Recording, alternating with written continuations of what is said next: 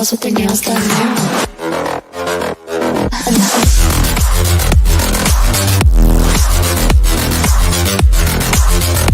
Girls with their nails done. Girls with their nails done.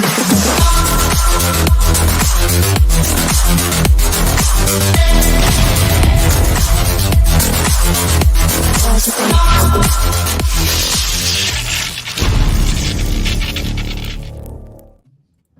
Yeah. Let's go, baby. No open hands this time. It's all fists. It's all fists at times. That's right. What is going on? I am pumped up. It's your boy Preston, Phat Samurai Guy, back again with another epic versus episode.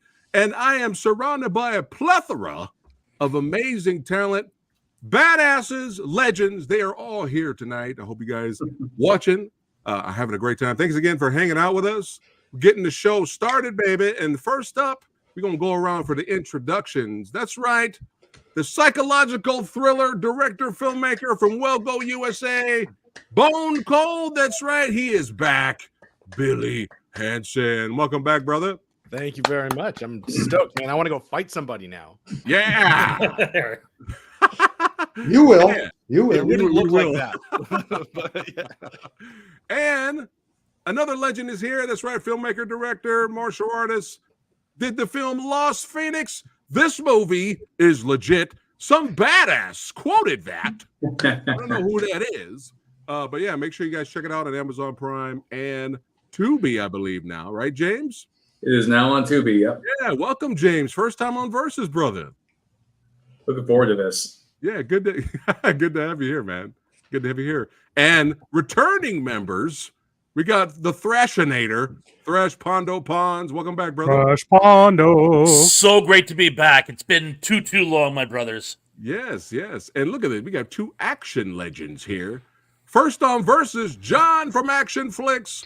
He's got the Deadpool figs. He's got the Commando poster. Welcome, brother. How you doing? Super excited. Yes, sir. And here he is. Y'all know him. You love him. Owen from the Action Elite. How are you? Thanks for having me. Yes, sir. Welcome back, brother. Yes. And here he is. If you love movies and metal, he is the man. DJ Anubis in the house. Good to have you, brother. Thank you much. Yeah. And here he is, Kung Fu Santa himself, Rick Myers. Welcome back. Yeah. Switching it to fists. Yeah, baby. Yeah. Let's do this. Yeah. All right. And let's see who we have in chat right now. What legends? Oh, there we go. Kevin from Entertainment Headquarters. He's excited. He's looking forward to this one. Oh yeah. Eric, what's going on? Good to see everybody watching Shin Batman. He is excited as well. All right. We had a blast on last month's Versus. We did John Wick Chapter 4 versus the Raid 2 Electric Boogaloo. And it was epic, hilarious, and badass. As always, these Versus episodes. We always have fun here. And I'm not going to tell you who won if you guys have not seen it yet. But we are back again. And I think I came up with another pretty good Versus one today. That's right. We're talking Jason Statham. That's right. We're doing the Transporter versus the Beekeeper today. That's right. And I chose these two because I'm like, again, kind of like last month's Versus, I like to pick something recent once in a while versus something classic. So I was like, let's do it again. So we did the Beekeeper versus Transporter. And it's almost like the film that put Jason Statham on the map as an action star against the most seasoned veteran. Some people would say master level Jason Statham. The Jason Statham at his most Stathamous from the Beekeeper. So a lot of fans from Statham say that the Beekeeper is his best action movie in his filmography. So is it? We're going to talk about it tonight, but it's good to have everybody here. All right, first up, let's get to it. Billy, he's got the IMDb plot synopsis up. Will be spoiler talk, everybody. Just want to warn you guys for both films. Billy, Transporter, take us back to the year 2002, baby. Plot synopsis. Right. Frank Martin, who transports packages for unknown clients is asked to move a package that soon begins moving and complications arise. There you That go. is maybe the vaguest plot synopsis. But it's hey, accurate. It's very it is accurate. Yeah. What's interesting? That's the gist. What's interesting is it has 2 directors there, correct? Yeah. Mhm. But when you But- watch the movie, it's only It's only- only Corey's credited, which is interesting. Well, no, Lewis is credited, but he's credited as what is it? The artistic director. Artistic director, right? Oh, okay. Yeah. But then for the at sequel, end, they it says- flipped him. what's up, James? But then for the sequel, they flipped him. So Louis got to be the main director, and Corey was the action director. Right. Ah, that explains the sequel then. Interesting. But we're gonna go ahead and get to that. I'll kick it off first. All right. So I only knew Jason Statham from the Lock, Stock, and 2 Smoking Barrels guy.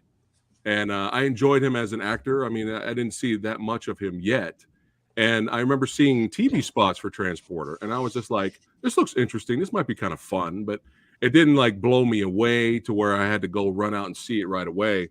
And I regretted doing that because when it came out in video, my buddy brought it over. He was like, no, man, sit down. Okay. This is right up your alley, brother. You're gonna enjoy this. Trust me. Shoe keys in it. All right, Corey, you in? Did help with the action? Trust me, you're gonna. I was like, really? I was all right. So I sat down, started watching it, and I was having a blast. It's got this really goofy, fun vibe about it, and I was having a lot of fun watching it. It wasn't until we get to the axe fight. When we got to the axe fight in the movie, the whole up to this point, I'm watching the movie like this, with a little grin on my face, right? Because I'm kind of I'm enjoying the goofiness, the fun, right? And then right when the axe fight happens, this is what I did. I went, I sat up, and I'm like, hey, this guy gets it. I was like, wait a minute. This actor, he gets it. He understands the movement and the timing of this style of fight choreography. It blew me away. I did not know he had any martial arts skill at all, or he was, had the athleticism. I did not know the actor had that. So I was really, really pleasantly surprised by the whole film. Shuki is great. She's always fun. I mean, she's fun and gorgeous in many other movies, especially So Close. At first, I was concerned because there is something called, this is a thing, when sexy becomes annoying. That's a thing, believe it or not. And I was like, oh God, please. I like quiet. He likes quiet and sexy. Yeah, I was just kind of like, oh no, I hope she just is not. I'm just going to scream the whole movie. Luckily, that didn't happen, and they had some good chemistry a little bit later, and they had fun as well. But yeah, it took me back right off the bat when I put this verses together. I was like, oh, Beekeeper, Beekeeper, easy. And then I haven't watched this in forever, and I recently rewatched it, and I'm like, well, now, God damn it. Damn it. Now I don't know what I'm going to choose. So it's going to be interesting. But yeah, overall, really enjoyed Transporter. A lot of fun. I do have a nitpick. The finale, there's some great stunt work with the truck, but I kind of feel the movie ran out of steam right after the oil slick fight. I feel the movie just... Even when the movie, I felt the same way I did when I watched it the first time. I was like, oh, it's over. Like, as soon as they pulled the truck over and opened up the door, it's over. Oh, I was like, oh.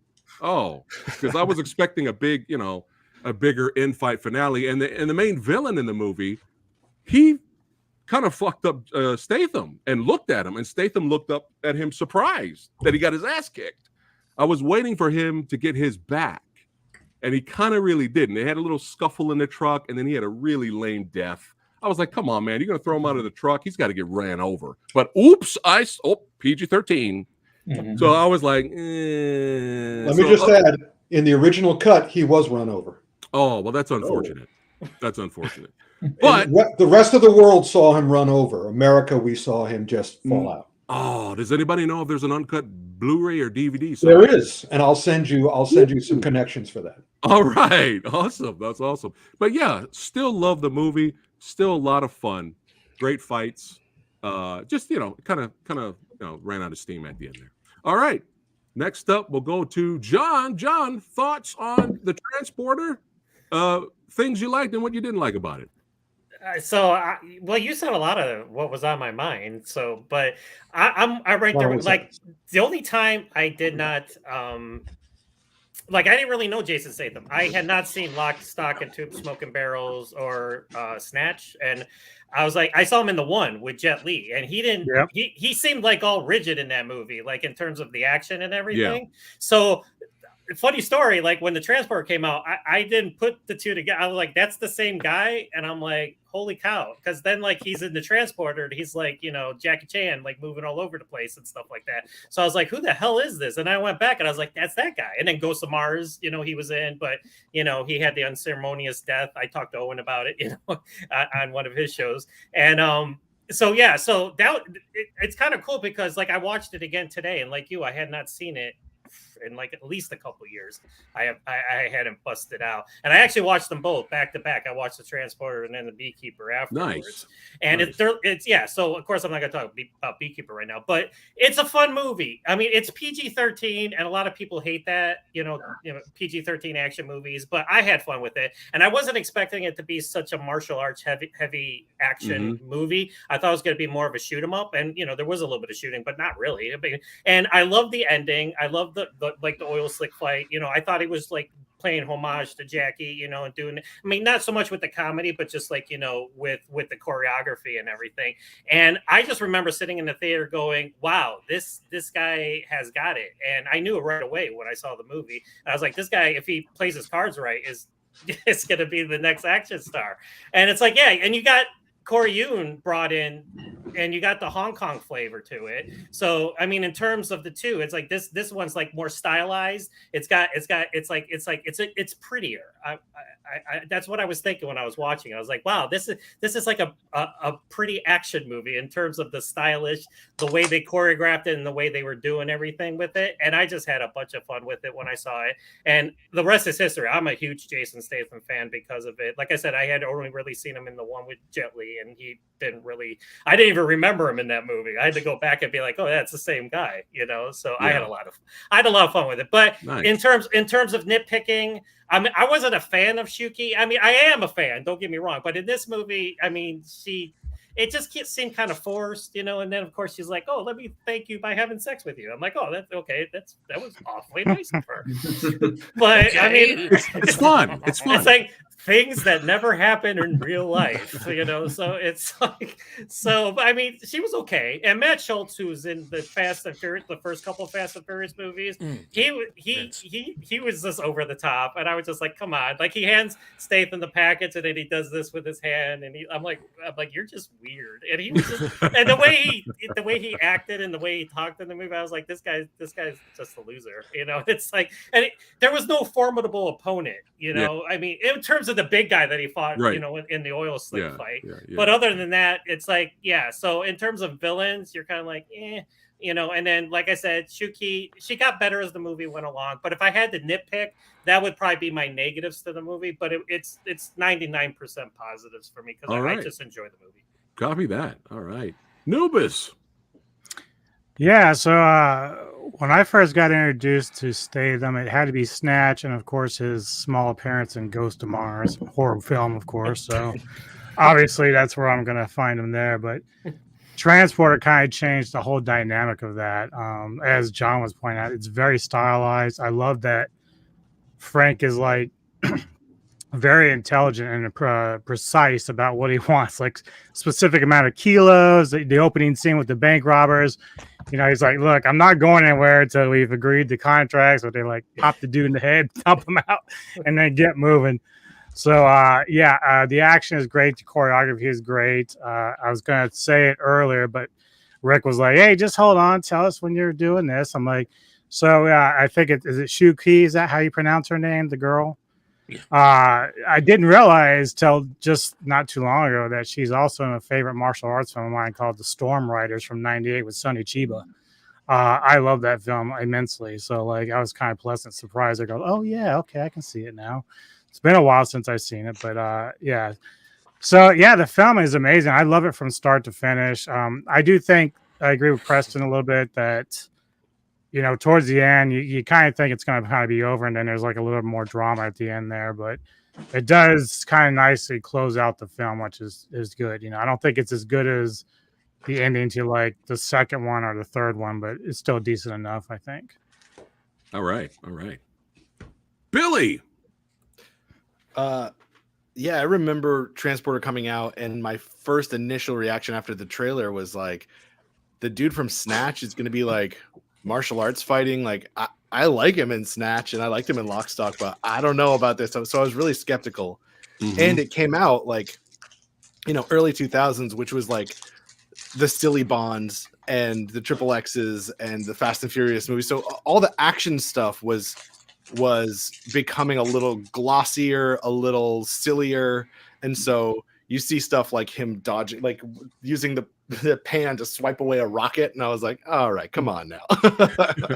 This shot right here, oh yeah, like accurately represents the entire movie. They should have kept that.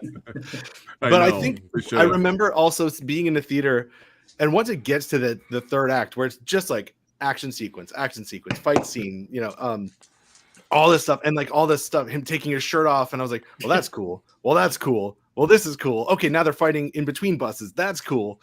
And I just sort of realized, like, oh, I was really a big fan of Rumble in the Bronx at this time too, and I used to watch that all the time, and I was like, oh, they're doing that kind of thing. They're just doing action. I'm in. So as soon as I sort of adjusted my expectations for it, I was like, all right, now I get it, and I really like it. I think, I haven't seen it probably in 10 years or more. So it was really nice to go back and be like, oh, this is a little different than Triple X Fast and the Furious. It's not just glossy. They do have style, and like they found an action star in this. And I was watching it with my wife, and she hadn't seen it in forever either. And both of us were just kind of like sitting marveling and like, man, Statham performs these fight scenes so well. Just all the little close-ups of him, all the little like the quick hand movements, like he just sells them so well. And then quick story, I was walking down a street in Beverly Hills one day, and Jason Statham was walking toward me, and I swear to God, he was walking like this. Just like, and I was like, are you gonna fight someone right now? Like, he just looked like he was gonna fight someone. I was like, I get it. But yeah, he's got a rep.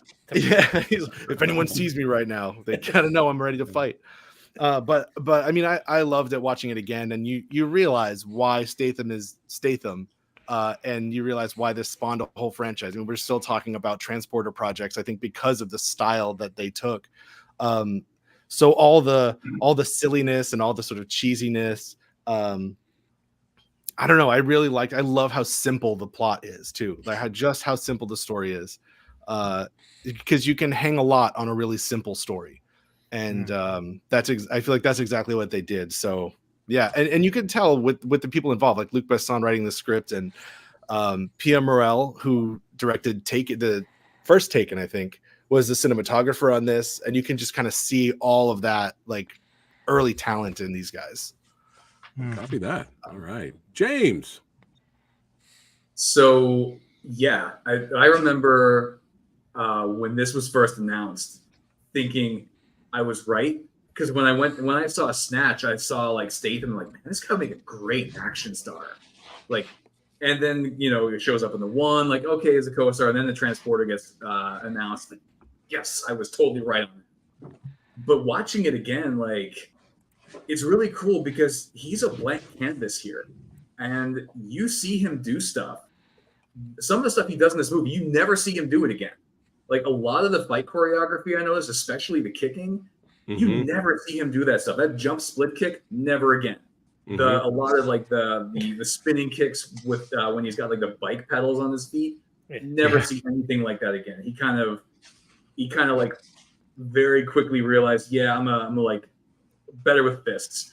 It was also neat because he's got this youthful cockiness to him, whereas now he's kind of like perma scowls. Like, yeah, he's got that Statham scowl. Here he's like grinning more. He's kind of like younger, cockier. Even when he's like telling the bank robbers in the beginning, explaining to them why you can't have 4 people. Like you told me the weight's specific, because like got my shocks, got my tires, got my gas.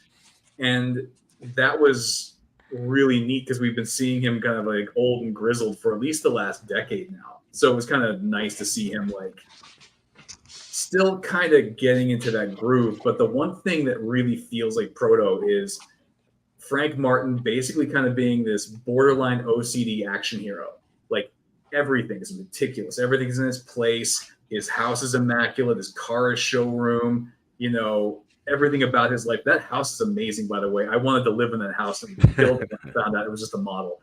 And you could see that like that character would keep going throughout his career up into like Deckard Shaw and even the Beekeeper. Like it's that same kind of like very almost zen in how meticulous he is.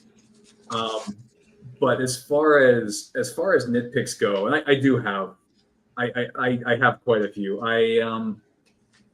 The fights were a lot shakier than I remember them being. I remember them being a lot like you remember stuff like, the axe fight's very clearly shot, or the bit where he's like holding 3 guys and like, basically kicking through all 3 of them.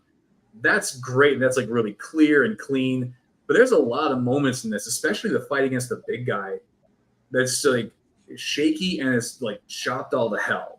And it's like, what happened here? Like, did they? It really like it doesn't flow as well as it could. And I also agree. Like after that oil fight, the movie basically runs out of steam. But it really feels like all the memorable action, most of it is like it's in the last 20 minutes when he gets to the container yard and then the bus depot.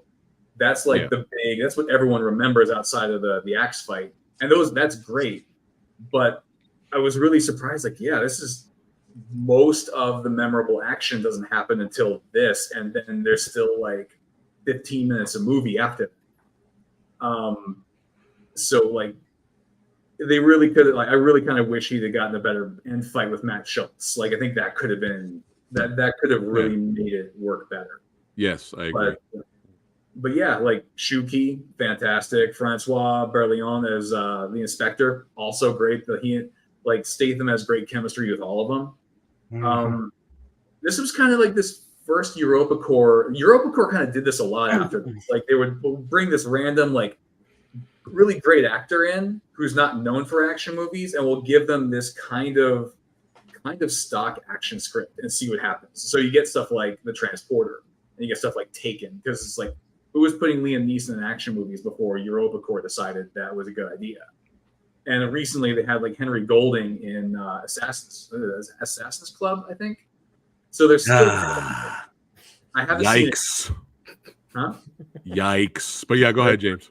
It's one of those. Okay. It's like, a yikes. Success rate's not 100%. But yeah, like it's like, Transporter, we got like 3 movies, you got 2 sequels, a prequel, and a TV series. Taken, 2 sequels and a TV series. It's kind of like when these things work, they milk it to death. Right. But right. Yeah, it was just kind of neat seeing like, blank canvas Statham and seeing like what stuck and what kind of developed, and also what he kind of left behind. But it really felt like he put himself into Corey Ewan's hands. It's like, look, it's like this is my first time doing this, and he embraced that. But afterward, you can really see he learned really quickly. Like, here is what I excel at. Here's what I need to focus on, and the Beekeeper is like the culmination of all that. Copy that. All right, Thrash. Oh, hold on, Thrash. Hold on, James. Yes. The inspector, didn't he come back and reprise his role in the series? Yep. He was in like all 3 movies and the series. The series, right? Okay. Yeah. That's kind of fun. All right, Thrash. Well, one thing, I'm glad you mentioned the inspector, because I thought he was one of the more intriguing characters, and I loved the chemistry between him and Jason. I wanted to hang out with him. I wanted to, hey, come on in, man. Let's have a cup of coffee. Go for espresso and a croissant. He reminded me a lot of other Luc Besson Discovery, from Le Dernier Combat, Jean Reno. He had that sort of very Jean Reno, the way he carried himself. But that was just me. But anywho, again, it's Luc Besson and Bob Kamen. So you're going to get a comic book movie. In fact, their big collaboration was, of course, The Fifth Element. Great comic book movie. This is a comic book movie. A lot of action, a lot of fun. It's a roller coaster. No, there's not a lot of plot. Thank you, Billy. In fact, they even find a great way to get around that. His whole professionalism is he doesn't want extra details. He doesn't want superfluous information. So anytime they try to give him more, he puts the kibosh on it. So it explains the fact that there's not a huge plot, no huge plot holes. So you can just enjoy the gosh darn movie, which is what you want to do with an action film. I thought he did a great job. That scene where he's fighting on the bicycle pedals in the grease, that actually, I wish that had been the climactic fight scene. Yeah. I mean, I understand the whole point of a human trafficking film is you have to thwart the human traffickers. So you really need the scene with that container, but it does sort of limp to the barn. Oh, and also, come on, and this is my nitpick. He outruns a plane so he can commandeer it? Seriously?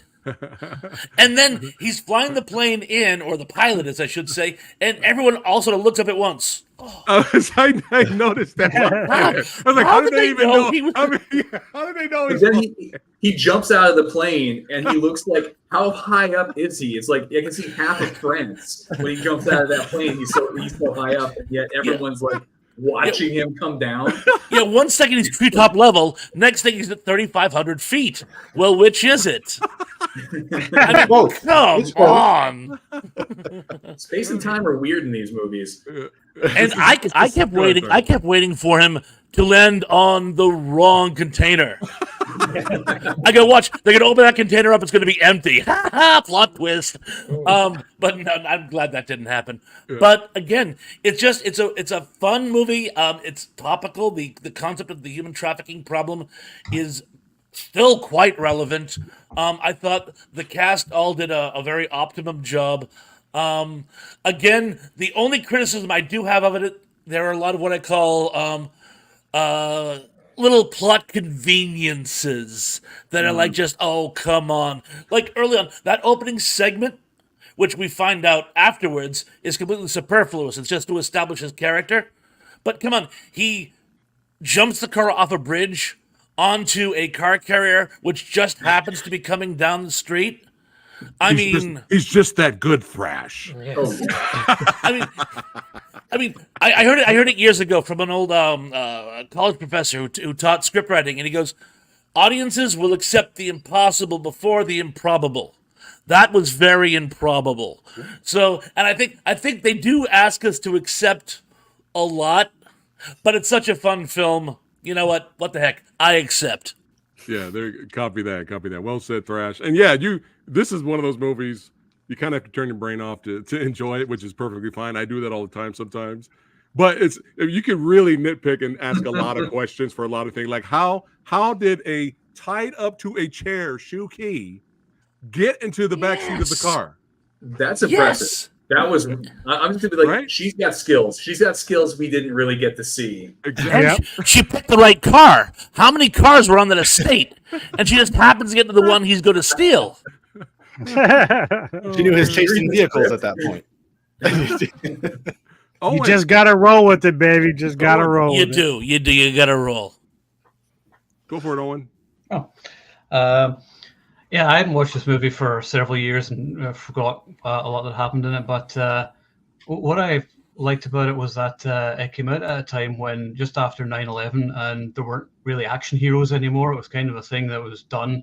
It was like Bourne came along and did its thing, but this was sort of like an old school 80s style badass, which we just didn't really see much anymore of, and that's what really sort of drew me to it. It's got that sense of fun and silliness, which you rarely got in the 2000s. Like I said, everything was going more serious and introspective for several years, but this just kept that just bright, colorful silliness to it. Fun action scenes. I liked Statham, like everyone else. We were like, "Who the hell is this guy? This guy's an action star. This is awesome." And we just loved actually just seeing like an action star again, because like even Stallone at that point wasn't straight to DVD land. at that point, and Arnie, I think, was the governor about that time or whatever. So it was nice just to see like a new action star appear, which there weren't many of at the time. So yeah, I agree with everybody else. I enjoyed the fight scenes. I love the oil fight scene, and I do think that there should have been a final proper fight scene. Yep. I think that just to tidy things up, but Best gift ever. Amazing. But yeah, I have a very soft spot. I mean, without the transporter, there wouldn't be a beekeeper or anything else. So it's important that way. So that's all I'll say. Awesome. All right, Rick. Oh, me already. Okay. Well, at the time, I was completely into Kung Fu. And I was already Shocker there. Yeah, really. I was beginning to tire of the fisticuffs as opposed to the more fluid work. But it's very interesting that you can tell the pros from the amateurs. The inspector and Statham were pros. That's why their scenes work so well. They knew what they were doing. They knew what their goal was. They knew what they wanted to do. They knew what they didn't want to do. And they treated it seriously. They played the parts. He wasn't cracking smiles. I mean, even the scenes where Shuki is throwing herself at him, I could tell that if it was Statham by himself, he would go, no, I'm not having sex with you because I'm not going to be, I can have sex with anybody I want anytime I want. And I'm not going to cave for you. And you could also tell the amateurs, which is the guy who was playing Shuki's father, the villain. They just decided, oh, look at this delicious set. I'm going to chew on it. Yes. I'm going to chew the scenery. Yes. While Statham's going, I don't do this. And that's the thing that I love about Statham. Statham has become my favorite martial arts actor. He's not a kung fu actor. He's a martial arts actor. But what's the great thing about Statham, and you can see it progress, is that if he doesn't want to do it, it doesn't get done. After this movie, you were, I forgot who, somebody alluded to, he would do, I don't think he was in Corey Yun's hands. I think Corey Yun wanted him to do stuff and he didn't want to do the stuff that Corey wanted him to do. I believe that he may have done, and the same thing with the dialogue. They may have had all sorts of dialogue for him, and he may have done a Clint Eastwood, which is what, Eastwood did in The Good, the Bad, and the Ugly. I'm not going to say that. And so suddenly he became monosyllabic. And I think Jason Statham is the same thing. It probably wasn't, he probably decided, I'm not going to say that, so I am going to be terse.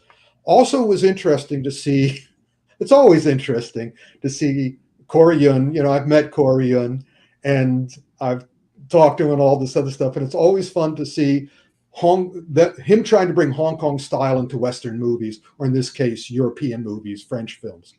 And, and basically what happens with Jackie Chan, with Corey Yun, with Yun Wu-ping, and all these guys is, especially in the golden age of Kung Fu films, they would come to the set and they would decide what to do. They see what their set was, he was dealing with. Well, let's try this. Let's try this. And you can see one of the thing. I like the first half of this film much more than the second half. When suddenly all the explosions start and all the major fights start. There's some, the oil one was great, and the axe one was great. But then everybody starts playing fast and loose. The special effects guys, the set decorators, and Corey. I mean, that whole fight in the containers, he borrowed from himself from, Blonde Fury in 1989, where Cynthia Rothrock is fighting Vincent Lin in the containers. And, I said, oh, I know exactly where that shot came from. Oh, I'm just going to recycle this for Jason now. And at the end, you were talking about the plane and all the rest of it. There are things that happen on the truck that even Indiana Jones would go, oh, come on. Suddenly metal turned into plastic and would break when it would be, all sorts of things were happening and by that time at the end of the movie, I was going, oh, I'm sorry you guys gave up. I'm so sorry you just gave up. And also, Jason Statham and the Inspector was in one movie. Everybody else was in another movie. It was still entertaining, no question. And I noticed, I didn't pick up on his action. I picked up on Statham's energy.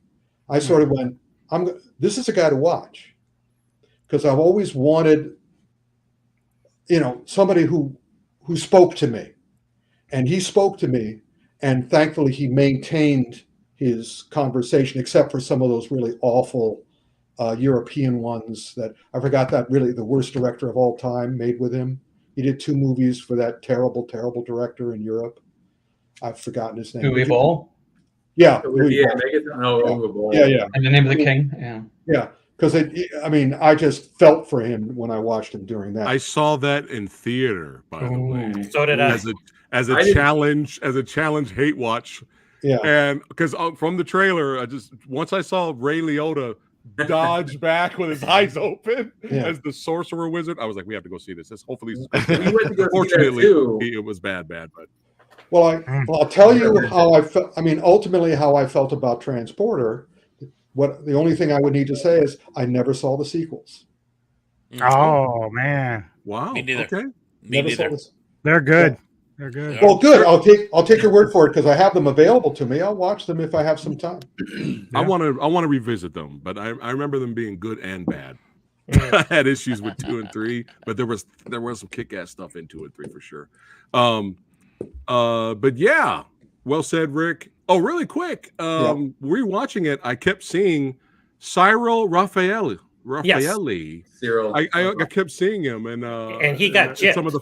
Let me tell you, he Yeah, threw like one kick, and then I was like, "That's it." I was like, but it was fun seeing him pop up. Yeah, He's it a was. Kiss of the Dragon and District B13. Oh, that's cool seeing that. Yeah. But yeah, you know what? Can I throw one more nitpick out there? And I think we're all going to agree on this one. This was it almost ruined the movie for me. The way that he makes ramen was offensive. I actually have a note in here that's like, I disapprove of how he makes this ramen.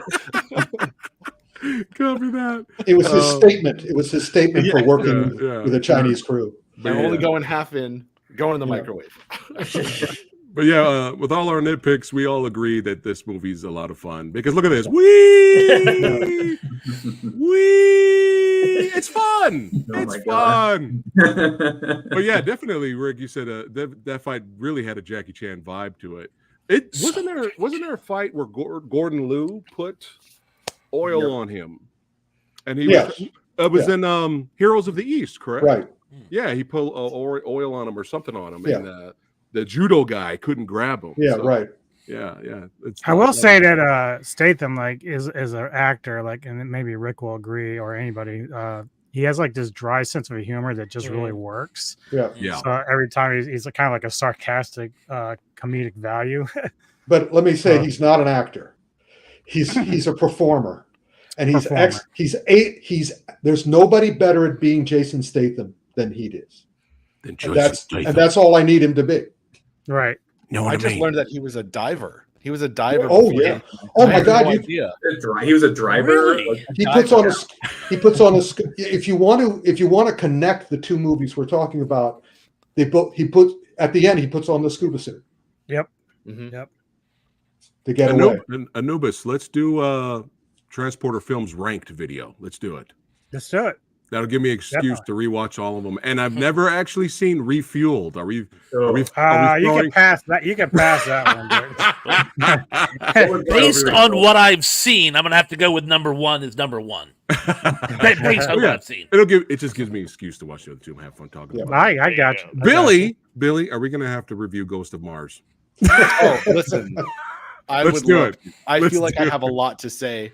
I haven't seen it in 15 years. I saw that. I watched it the other day. I saw that in theater. Yes. Oh man, me too. I did. Let's do Robin Crusoe on Mars instead. All right. Next up, The Beekeeper. Go ahead, Billy. All right.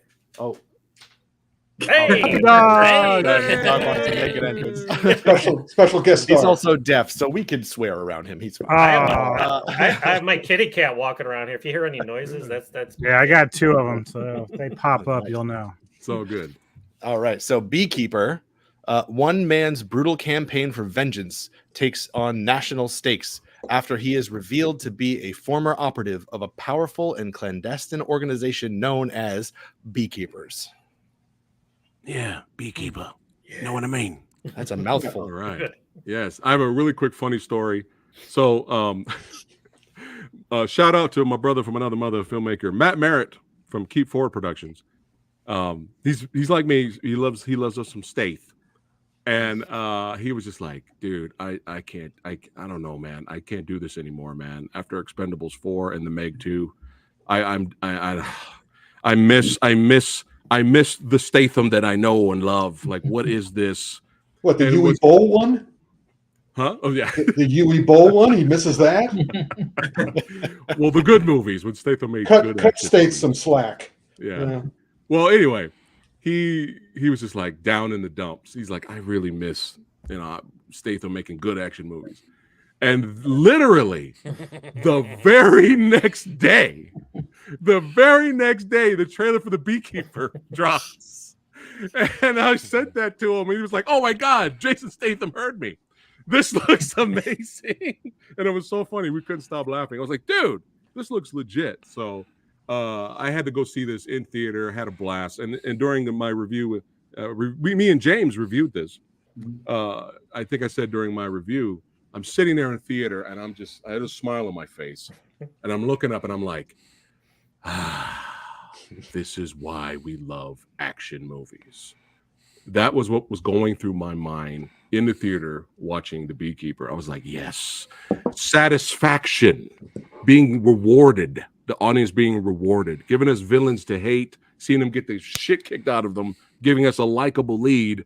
And I'm sitting there just like, yes, this is why we're fans. This is why we like this kind of stuff. So I had a great time watching Beekeeper, man. Loved the fights, loved every, little things like this.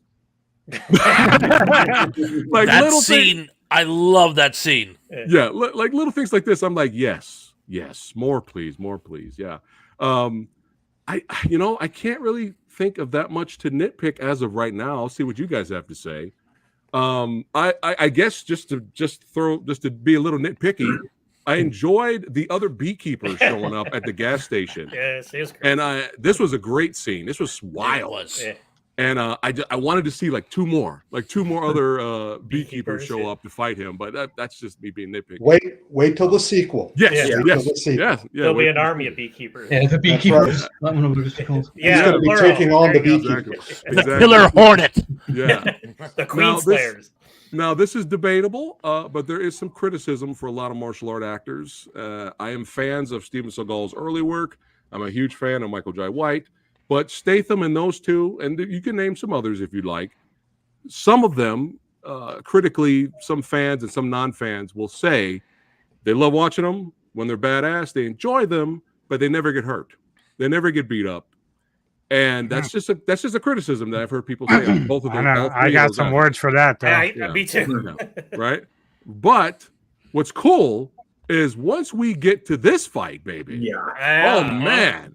Oh, Statham gets it. Yeah. He has a difficult time. Like he barely wins this fight. And I'm just like, yes. So shut up, critics. But anyway, that is a thing. Did that fight remind anyone else of Arnold's fight with Bennett in the end of Commando? Yeah. Yeah. It was like an homage. You know what I'm saying? Yeah. Blow off some steam. Steam. Yeah, that's the one. That's the one. John.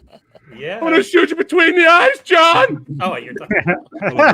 I was like, yes. Love The Beekeeper. Check out me and James' full long spoiler review on here on the channel with Matt as well. All right, John. Well, you could just read my review on my website. You could just see how much of a love fest I have with this movie. But listen, like I was telling you before we started, like this is the culmination. Like we got the beginning of Jason Statham, and then we got the culmination of Jason Statham. And the way I look at it, and I was thinking about this today after I watched both of them side by side. Adam Clay is Frank Martin on steroids. There's a little bit of Adam Clay Frank Martin in Adam Clay. Not as bad in terms of the OCD and everything, but his routines and this and that. And this is just him on another level. I can't say enough good things about this movie. I mean, I was writing my review and I was like, I got to find something bad to talk about. I forget what it was, but I'm going to go with villains again. Aside from him finding the South African guy at the end, like, Josh Hutcherson, it's like, I just like how he's on the phone with Josh Hutcherson. And I talked to this with Owen, like all through the movie. And like, he's trying to act tough. And he's like, because like when he's talking to him, he's like, Josh Hutcherson is like, Mr. Fuck you, that's you. And you could just see Statham like, yeah, I can't wait till I get my hands on you. But the Beekeeper, like, sometimes, and this goes back to those critics, you just need your action hero to be just the ultimate badass. And like, you just want him, like, and we talked about this too, like the bad guys are so vile and so depraved, and they're the lowest form of scum. I mean, like, it's like pedophiles and these guys. It's like, take your pick on any given Sunday. And yes, and you just love how he's just so in control of every situation. He goes in, he just casually goes up to the secretary. He's like, I'm going to burn the place down. And she's like, okay, thank you for telling me. And then she's like, she's going to get the hell out of here. Or like with the guards in the front of him, he's like, 1, 2, 3, there, I did it for you. He's just in total control. And this is like Steven Seagal, but even on another level. Every Steven Seagal movie, he was this former ultimate badass. Like, he was a cook, but yes, he was a Navy SEAL. Or he was this, but he was a Delta Force operative. He was this, or, but here he's a beekeeper. Now everybody's like, what the fuck is a beekeeper? Well, ladies and gentlemen, the beekeeper, they're so bad that when you mention them, everybody goes, and they're just and the best part, Jeremy Irons is like great in this movie because his lines, like, he's talking to all these Delta Force and Navy SEALs, and he calls them pussies. It's like, in regards to this guy you're going to be fighting, you're all pussies, and they just all look at him and everything. But the action, like where the transporter is stylized, like more Hong Kong flavor, this is just in your face, hit you over the head, blunt force trauma. Like, he walks up to FBI agents and that scene where he's tearing those guys up, and it reminded me of Jess Speakman in The Perfect Weapon when they try to steal his wallet. It's just he goes around in a circle and he just like takes everybody out in the blink of an eye, and he is just badass from start to finish. Yes, the South African actually did some damage to him, and you're like, ooh, like, what's going on here? And then he loses his leg and he's hopping on one leg and he's still kicking Jason Statham's ass. I'm like, that's talent right there. His flesh wound. Just the flesh wound. That's right. Right. He got shot in the face. He stabs him where he got shot in the face. And this guy's just like the Energizer Bunny. But going back to the movie itself, this is like, I love the transporter. But when you watch it with the Beekeeper, the transporter is like Mickey Mouse Club compared to this movie. It's just like, this is why we love action movies. It's a hard R-rated action movie that, thank the ever-loving Jesus, it made money because, yes, people want to see this shit. They don't always want to go see Marvel Studio movies. They don't always want to go see rom-coms. Stop it.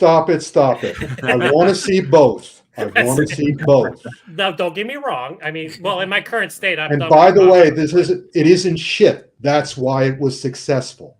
Yes. Okay. Very good point. Yes. When we get to me, I'll lay it all out for you. When I think Rick's trying to say is people want to see good. Okay. Yeah. Yes, I did not. Yes. When it's done well, yes, this is what can happen, ladies and gentlemen. And this brought me back to a time when I went to the movie theater in the 80s and I saw Sylvester Stallone in Rambo First Blood Part 2, because that's when I started going to see R-rated action movies in the theaters. I'm jealous. I was like 14, 15, and my parents were like, as long as, it just makes me laugh. As long as there was no sex in it, but they were okay with them chopping guys' heads off. But they're like, as long as they're not having sex with anybody, go for it, John. I'm like, Thank it's fun. You. Yeah, absolutely. And it just brought me back to a time. And like you said, Statham is one of the last action heroes there is right now. Yes, he walks into a room and he just radiates, I'm Jason motherfucking Statham. It's like, what are you going to do about it? Exactly. And like watching these two movies, and this is the last thing I'll say, it's just they're bookends. They're like, this is the culmination of Statham's career, and he's in his 50s now. And age is just a number, people, because he's moving better than he was in the Transporter. Not that he wasn't moving good in the Transporter, but he was kicking some major serious ass in this movie. And the fight choreography, you can't beat. Like, if you're going to take PG-13 fight choreography and hard R-rated fight choreography, I'm always going to go with the hard R-rated fight choreography because you could get away with a lot more. You could have a lot more fun with it. And I was laughing watching this movie, but in a good way. I was with my daughter. She's 16, so she's starting to watch these movies now with me. And I was we were just laughing together. And I just would roll over to her and I'd be like, this is the greatest movie I've ever seen. Well, at least this year, because it's just like, and it just reinvented my love for Jason Statham. So yeah, well said. Nubis. Preston, did I tell you that I saw The Predator in theaters? I don't know if I rubbed that in enough. Now, The Beekeeper was interesting because I didn't watch the trailer. I didn't watch any reviews. I knew that Samurai had done it and a few others, but I came in not knowing anything about the film. And Neko and I sat down and watched it last night. The one difference that right off the bat between Transporter and this one is that we've all agreed Transporter is like this popcorn fun movie. Mm-hmm. Beekeeper, like, it's emotionally invested. Like, the minute we lose Rashad due to like some scummy ass dickheads, we're already invested in this. We're like, okay, we know what this guy can do. Now we're going to go watch him do it. And yeah, I was really, really happy with this film a lot. It was a lot of great stuff. Remind me of like the classic Wick films a little bit, even even the old school John Rand, like First Blood and stuff like that. Just a guy going in there, kicking ass, taking names. And as John pointed out again, like the fact that every time someone would say, oh yeah, he's a beekeeper, they're like, oh, Good luck. It's almost like Vigo from the first John Wick, when he says, yeah, he killed his dog. Oh, okay. Yeah. Now it's like, oh shit. Okay. There is one scene that I just could not stop laughing. I don't know why, but I think it's when he's going to the second call center. It's after he's beat up the cops, and the other like mercenaries or whatever are trying to make sure he's not going to get up there. And everybody's clapping because the guy in the microphone's like, yeah, bye, cops. And then right next to him, it's like, Statham going, yeah. I said, oh, he's sneaky bitch. He got right up there next to him. I thought that was just so funny. But, again, like, this movie was very emotionally attached with everything that was going on. I liked that part of it. That's why, in this case, it's okay if your hero is kind of like taking dings and scratches and stuff, like, Bruce Lee back in the day, or some other hero like Schwarzenegger or whatever. But in the end, you just want him to annihilate people. Like that other beekeeper, he messed her up good. He just showed her the business, and the rest of the beekeepers like, we're going to be neutral now. We're not going to send any more people. We're not looking to kill all our. Mistakes were made. Yeah, that was Minnie Driver. Yeah. I haven't seen her in a while. Yeah. I think the last time I saw her was in Hard Rain. Oh, wow. Owen, That's Owen, have you discussed Hard Rain, sir? Yeah, that was one of our first ever live streams. Oh my goodness, how fun! Years ago, yeah. And I was on that. It wasn't like is Hard Rain underrated? I think it was, or something like that. That's it. We're doing. That's it. Next verses, we're doing Hard Rain versus Hurricane Heist. Yes. It's like, spoiler alert, it is underrated. There you go. Yeah. It's all about high school. If I have one gripe, I hate the very end. Like after he's done with the president and everything else, that very end sucks. It really sucks, man. I was like, oh, that was a terrible way to go. But that's really the only minor issue I have with the film. The film is a very solid movie, and did it feel like rushed? The end. Yeah. I didn't really get the kind of closure that I really wanted from the film. There was actually a point where I thought, and I don't know if anyone else felt the same way, I thought the president was actually going to shoot Hutchinson. I thought she was just going to do everybody a favor and just shoot her on sight. No one and I'll tell you this too. I'm not a Hutchinson fan as an actor, but when I saw him in the Hunger Games, I wanted to punch him in the face, his character. When I saw him in this, I wanted to punch him in the face. So he does that character very well. It's good casting right there. It's got Scar in the background there. We got Scar. Yeah. Oh my god. Yeah. Copy that. All right, Billy. All right, I think I might be the odd man out here, but Ooh. yeah, Whoa. well, not to like tip my hand as to how I'm going to vote, but I did not like this movie. I did. Wow. From the beginning, I was a little worried. Like, I want to start with the things I did like, because they're like Statham.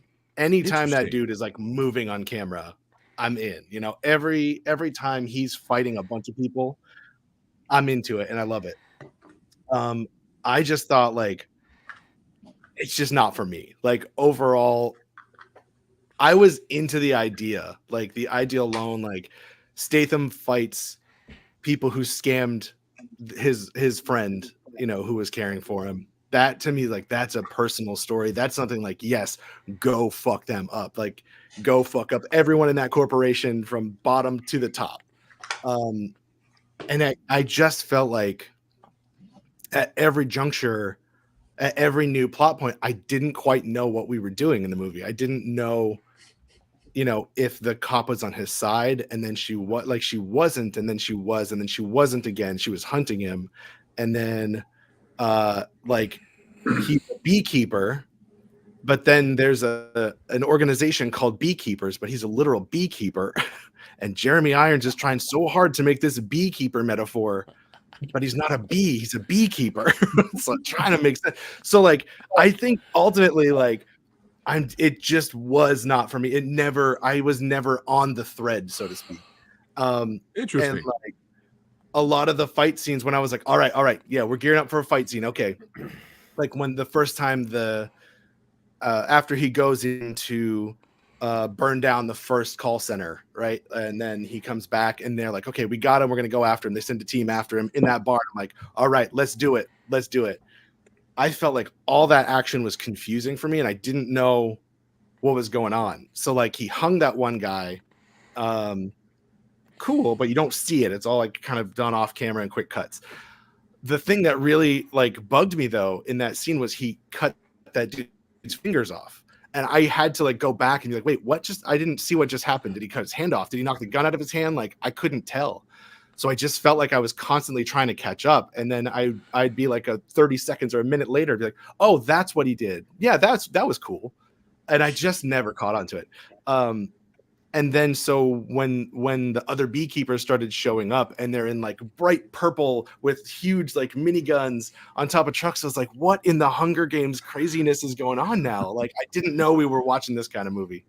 Yeah, so like I was on board for Statham beating the shit out of people and like the most satisfying thing, but I just was never satisfied by it. I loved the whole he just shows up in places. Like he just walks in. He's like, I'm going to burn this place to the ground real quick. Yeah. Awesome. When he just like pops up, yeah, he's clapping with everyone. It's like awesome. So that shit I thought was so cool. And I think that's why I was so frustrated. I kept expecting like to be satisfied and to be like, let me watch Statham do his thing. And then in the end, I was just kind of like, God, like just kind of slogging through. You know, all of a sudden we're with the president and the CIA, and like it just felt really like we went off on this tangent and we just kind of stuck with this tangent where I was like, no, I want to see him mess up people that stole from this lady. And so you like the first 25 minutes? I was on board for the first 25 minutes, okay. And then once it started going CIA, but there was a scene that really bothered me, and it's sort of emblematic of why I was not really into it the whole time. It's when he's sneaking into the compound at the end with the president there, and he grabs the SWAT guy. Oh God, I don't even remember this. I watched it 2 nights ago and I'm already sort of like losing it, but it's when he was under the truck. He like sneaks under the truck, picks up the skateboard, and then a guy sees him and he fights that guy and picks him up and it takes his clothes all under the truck. And I was like, am I expected to believe that he has like knocked out this dude and then taken away his clothes and snuck in that way? I just like I was. Yes. I just felt like I was not ready for that. Are you telling me you've never done that? Come on. Twice in my life, maybe, but I don't know. And like, Interesting. Okay. there, I don't want to only shit on it because there was a lot No, of stuff shit on that it. was really fucking cool. Like I love the fight scene outside with all the I don't even know which agency they were with, but he was like, I don't want to hurt fights them anyone all. that's in the way. Yeah. He Like, I fights don't the wanna hurt anyone FBI. that's in He the way. fights the Secret Service. He Yeah. fights. Whoever them he all. fights is the bad guys. Yeah. I just read like this is going to sound like really dickish, but right in the middle of the movie with all the exposition and all the like every scene was like, here's exactly what's going on and what's going to happen. I was like, this just feels like studio notes the movie, like the whole time, and I never quite shook from that. Interesting. Yeah, and it's All right. last thing I'll say is where the transporter was sort of hung on this really simple plot, this really simple idea of this guy opens a package and breaks his own rules, and that starts the whole thing. Beekeeper felt like way too many things that we're trying to do, like Josh Hutcherson, Jeremy Irons, Redgrave, the president. You know, like it's just like I really wanted it to be one person. So that fight at the end with the one-legged guy was awesome and so satisfying. But that was a character that was introduced, 3 minutes before or something like that. So anyway, it just felt like a big mess to me, and it's just the kind of stuff that really puts me off of a movie. So I've heard other Yeah. people say that even those that had fun with the movie. I heard people say that third act felt, all right, we got to end it. Let's have him beat all the bad guys and then end it. John So, Salviti hated it. Go ahead, Owen. Sorry, John Salviti hated it. He left this like huge rant under one of our posts about it. He's like a fight choreographer, and like he just like, so this movie sucked. And I was like, oh wow. Oh wow, interesting. But I agree with Billy on this one. This character was frustrating when I was watching the movie. But what made me ease up on her was the movie itself addresses my frustration when her partner sits her down and goes, why are you stopping this guy? He's like one of the good guys. You should be supporting this guy. We should let this guy go. Why are you doing this? And then she says, well, we're the law, Judge Dredd. I am the law. But dude, like I got frustrated because like he's like the beekeeper is more angry than she is about her mother dying. Like I'd be just as angry. I'm like, right. I'm gonna let this guy go wreak havoc. I don't care. Right. So yeah, I get the frustrations a little bit, but she lets it's him go. interesting too with these two movies back to back. You see the relationship in the transfer, him and a cop, is really clear, and it's awesome. It's a lot of people's like favorite part of the movie. And then this one, I just was like, people are gonna fast forward through her because I think it just doesn't. It's just strange. It's not clear, and it doesn't quite work for me. And one thing I like about the way they handled her though is, from the moment I saw her, all I could think of was, please don't fall in love. Please don't fall in love. Please don't. I was dreading the two of them becoming like a couple, and they didn't do that. For once in an action movie, the lead male doesn't fall in love with the female for once, and I thought that was very refreshing. That's how she says thank you after the credits roll. All right, James, Beekeeper. I kind of know what you feel about it. We talked about it, but go ahead. Is it weird that I kind of like the mess that the plot became by the end? A lot of people do. No. Yeah, I'm like, as the plot started to get crazier, like, oh yeah, the CIA tech that was used to hunt terrorists, we're now using it to hunt vulnerable people and steal their money. Like, okay, I'm in, because like I know it's bullshit. Like there's these like scam centers. They run out of like Estonia. They don't operate in the U.S. They can't. But if it's the president's son, he's using CIA tech, and like, okay, you took this thing that would have not worked and made it work by making it incredibly stupid. I love it. But I remember in the review, man, I mean, I stand by that. I still think this movie is a gift. They don't really make this kind of thing anymore, and it's just going like kind of like I've had time to really kind of think about it, like everything. Like the movie, the cinematography is absolutely gorgeous. Like that scene where he's fighting the FBI SWAT team. My God, that is such a beautiful looking scene, even outside of all the great fighting. The lighting is great. The cinematography, the camera work. I was complaining about the fight in the transporter that seemed kind of like shaky and chopped up. And the fights in this, the cinematography is shaky, and it's quick cut, but it still flows really well. And they do these really you can still see everything. Yeah. Statham is always dressed much differently than the people he's fighting. So even if you cut to like a close up, you can tell who's like this. They are so different. Just like even if you blur the shot, you can tell who is who. And it makes it so much easier to know, like, oh, well, that's not Statham's hand. That's the other dude's hand. That's, it's you can do the quick cutting, and as long as you're keeping the flow, everybody knows what's happening. And just rewatching the Transporter and seeing like, very Corey Yun choreography for him versus this Jeremy Marina's choreography, which fits him like a glove. Like this is a guy who understands where Statham's strength is and uses it perfectly. And that's why this does feel like the culmination. Like he has shades of Frank Martin, like lots of shades of Frank Martin, but he's somehow like more dangerous in every way. But the fighting and just the way he carries himself and the hits feel powerful. The sound design. Oh my God. Sound design. And also I was reading interviews with David Ayer, who directed the hell out of this. And he even said, like, Statham, he would know. He wouldn't even have to look at the playback to know if a hit landed, if it worked, if it sold. He could be like, nope, we have to do it again. And, Ayer, for his part, was like, look, this guy's been doing this for 22 years. This is my first legit movie like this. So he deferred to Statham. It's like, this guy knows. I'm going to listen to him.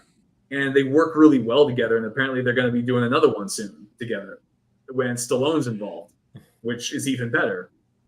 But yeah, like they gave you a reason to hate the villains, just hate them, which is something that the John Wick movies haven't done in years. We're just like watching him take out NPCs. Here it's like, no, it's very satisfying watching him, take out tech bros. It's just, I could watch that all day. You don't fuck with Creed's mom, man. You don't. Oh, how is that not part of like a Creed movie? It's like, okay, well, it's like, this very like Mark Zuckerberg looking boxer dude. I don't know. But if I had one criticism for the movie, and I don't even know if it's a full criticism, the dialogue is really on the nose. Mm-hmm. Like it's to be or not to be. Yeah, it's so on the nose that it feels almost like a satire, but it's not. Mm. And that was it. Like occasionally it'd be like, at first it started taking me out of the movie, but it also kind of primed me like, oh, that's the kind of movie this is. Like, yeah, this is super violent and it's topical, but it's also completely absurd. And as the movie leans further into that absurdity, it just gets better. And even the whole Josh Hutcherson thing where, yeah, you wanted to see him like wring the guy's neck. He wasn't like the physical villain. He was more mastermind. And that's rarely ends with like a fist fight. It normally ends. It's like he's Bellic. He is like the dude who drinks from the wrong Grail cup in The Last Crusade. Yeah. He's not a fist fight type of guy. He is a getting shot in the head kind of guy. He's a weasel. Yes. But you still would have liked to seen him slap him around a little bit. I mean, just like manhandle, like throw him through some windows. Yeah. He got what he deserved. No worries. Yeah. But even the criticism of he doesn't get hit, like at the very end, he actually is up against like a guy who is kind of a match for him. I feel like that kind of sets up. This is what it takes. This is the level of badass it takes to really kind of make him sweat. So now we have all this potential for like future movies where okay, now we've seen how amazing he is. Now we've seen how badass he is. Let's give him a real threat. What does it take to challenge this guy? Like, okay, he has to fight all the beekeepers himself. That's like movie number 3. That's the end of the trilogy. But that fight with the South African dude, South African Ron Perlman, just fantastic. Just so well done. Copy that. Well said. Thrash. Well, again, it's an action movie. It's what can I say? Jason Statham. In this movie, he's crossed over from action hero into superhero. This movie actually reminded me of the newer Batman, where he really it's almost like he has superpowers. I thought they went a little heavy on the fact that he was a beekeeper and he is a beekeeper. I mean, I thought that was, you didn't have to beat us over the head with it. The line from Adult Swim, Robot Chicken. So you're a helicopter and your name is Copter. It's like we get it. You don't have to beat us over the head with it, but it worked and he made it work. I love the action, love the cinematography. And you guys are so right. What made this film were the villains. That Garnet kid. We wanted to see him dead right out the gate, and then we find out he's just a cog in the machine. He's not even the big player. And of course, who is the big player? Is that spoiled brat billionaire. And of course, they make it topical. Identity theft is a thing. I had a little issue with that myself a couple years ago. Nothing to this level, but it's something that worries me to this day. Not to mention scandals that go right up to the executive office and their immediate family. Something, well, let's face facts, we hear about in the news. This was a topical film. Over the top topical, but still topical. And again, when the bad guys got it, it really, really felt good. If I have one criticism, it seems to suffer from something not new in Hollywood. It's the premise: if 5 is good, 10 is better. And I thought some of the action sequences, they weren't just over the top, they were excessively, profoundly over the top, trying to give people their money's worth. And a couple times I felt it fell into the category of the law of diminishing returns when they did that.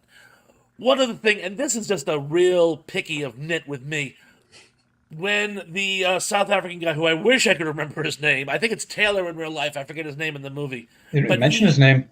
Huh? I don't think they mentioned his name in the movie. think they did. He's just a South African guy. Lazarus. Lazarus. I only saw that from the Lazarus. credits. Yeah. It is. I got that on IMDb. I just forgot. But and his buddies come over and they look like rowdy party goers, but they're all his little gang of mercenaries.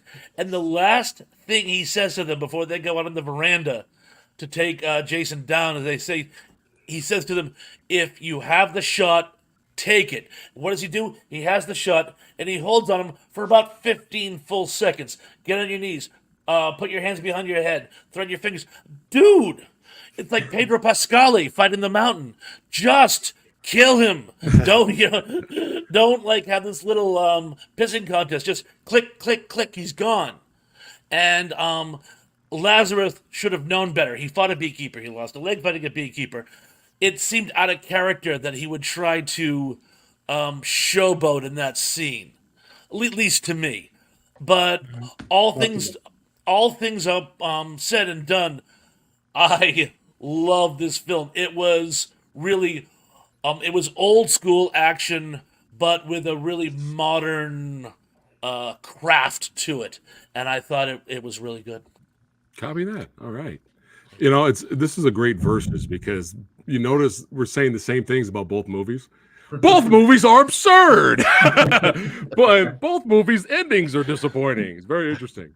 Owen. Well, I agree with pretty much everything everybody said. One thing I love about the cinematography, which I hadn't noticed the first time I watched it, but the second time, was how there's like a yellow and black filter sometimes. So like the world, it's the color of a bee because he's a beekeeper. Yeah, Lazarus is black and yellow. Yeah. So like you said, it kind of overdoes it, but it's still fun anyway. But my brother brought up a point. See, my brother hated the movie, so I have to disown him, obviously. But he brought up a point, and then I haven't been able to get out of my head ever since, because it never bothered me at first. But there was a point that James made up about Josh Hutcherson's character at the end, where he's not like a physical guy or whatever, and my brother was like, I think it would have worked better if he'd been arrested at the end or just like injured or something, because he's just robbed this mother of her child, and then Statham sort of like walks off into the sunset, and she's like screaming and crying, and you're supposed to sort of feel happy, and you're like, no, he just kind of killed this guy. I know he was a psycho and whatever else, but they could have, I don't know, maybe just arrested him. But I don't know. He's a psycho, but I mean, he was going to kill his mom. I mean, he was, yeah.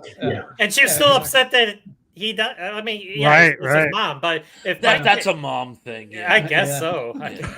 But I don't know. Carry I mean, on. because he wasn't like a physical threat, then I thought, stick him in jail, and he'd probably have a tougher time in there. Put him in the cell with Bubba, right? Yeah, exactly. I was being subtle, whatever. That's what I was meaning. Yeah. But yeah, I mean, it didn't bother me as such. But then when my brother brought it up, and I was like, I suppose, but it's fine.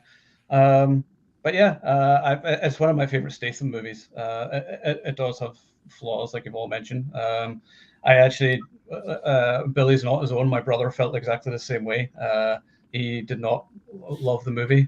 He's not a bit. I'm relieved to know that I'm not the only one. You're not the other one, yeah. But I mean, I do still love it for what it is. It's Statham being a badass, and that's what we're paying to see. And it was just the fact that we got that in January, when normally January is sort of like where movies are dumped. But we've had some good ones this year so far. So 2024 is a real return to form for me. Thank Two Strikes for that.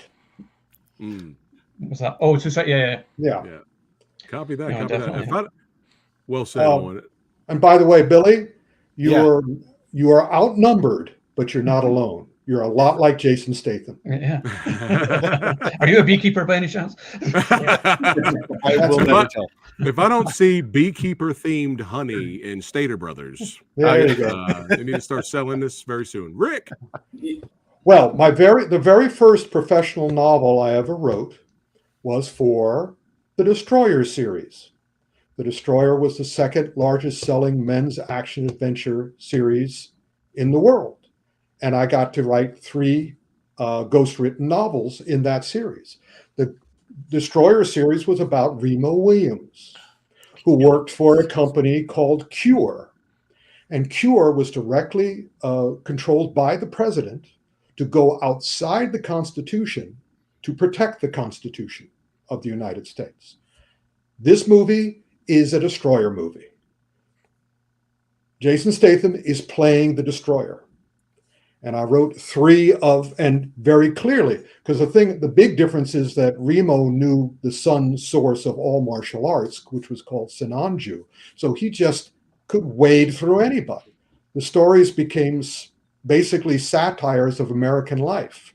So when I saw this, I went, they're finally making a good Destroyer movie. Now, there's a word that several of you, if not all of you, have been overusing when describing this movie, and that is, as Phat knows, one of my least favorite words, which is, he's such a badass. He's such a badass. But this movie works because he's not just a badass. He's a smartass. He is Reacher. He is Sherlock Holmes. The reason that he has a hard time at the end is that for every other place, one of my favorite things that happens is before he goes to attack the first call center, you don't see him for a while because he's planning. When he walks in, like Sherlock Holmes, like Reacher, like James Bond, he knows everything that's going on. He has thought ahead. He is not just being a badass with his fist. He's using his brain to set up things. In that second call center, when he does those elaborate traps, he had already planned everything out. He's a smartass. He also is a great mark of a great cinematic hero in that he is aware and wants to avoid collateral damage. The problem in Sylvester Stallone movies and Schwarzenegger movies of the 80s and stuff is they didn't give a fuck. Yeah, and also the modern Michael Bay movies and all these other movies, Superman movies, hundreds of thousands of people are dying, innocent people. Here, he knows who he's fighting. That's why he's checking. He says at one point, and he just beats up some of these guys without killing them because they don't deserve to die. All of this is thought out. And there's a wonderful, really, really wonderful, subtle dialogue sequence. The last talk between Jeremy Irons and Jason Statham when he's outside the president's office. Go back and watch that scene. Jeremy Irons plays the slimy American, what's Two-Face. And Statham just pities him, doesn't kill him, hurts him because he deserves to be hurt. But listen to what Statham says. I can tell. I felt that Statham was telling me what he thought. Because the one thing, unlike you guys, you're talking about when you've seen these things in the movie theaters and when you haven't. I got news for you. I've seen everything in the theater. I grew up. I've been watching movies for 60 years, maybe more, maybe 65. So I see all of it. So I've watched the progression of Jason Statham, and he has become more and more himself in every one of these movies, to the point where I loved it. Even when he's in the Fast and the Furious films, he doesn't fight the way anyone else in those movies fight. He fights like himself. He's one of these guys who, again, like Clint Eastwood, says, I'm not going to do that. I'm going to do it the way it should be done. He's like Vincent Zhao in all the Chinese movies. He's not going to fight the way Donnie Yen tells him to fight. He's going to fight the way he fights. You watch Wu-Tang, where he's in that. Everybody else is fighting with fists. There's never a moment in that entire movie that Vincent Zhao closes his hands. He fights the way he should fight. Jason Statham fights the way he fights, the way he wants to fight. And he keeps it just this side of credible. And also there's something else that when he comes on the screen, there's something he has that every movie-loving person reacts to, but they may not know they're reacting to it. He is assured. He is full of assurance. When he walked on the screen, I just go, I'm in good hands. This guy knows what he's doing, and he does it. And that's another thing. When you know what you're doing, you don't have to expend enormous amounts of effort. And also, I love that final scene with the guy who wants to kill him. And also they gave him an extra dialogue scene. The people, some of you who were complaining about that final fight and why he doesn't just shoot him. He established why he didn't just shoot him in the scene prior. There's that scene where he's in that, they do it better in this movie than they did. There's a movie in one of the movies that Seagal directed. Every single character in the movie talks about how great Seagal's character is. On Deadly Ground. On Deadly Ground. Every single person in the movie. In this movie, they give David Ayer and the guys and Statham, because I believe it was a partnership. I believe Statham controlled this film in terms of it's his movie. And Ayer was supporting with that with the wonderful cinematographer and the great editor and the rest of the crew. But he gave him that dialogue scene. He gave the New Zealander the dialogue scene where he makes it very clear that he doesn't want to kill him. He wants to make him suffer. He wants to win, which is his fatal flaw. If he didn't want to win, he would have shot him.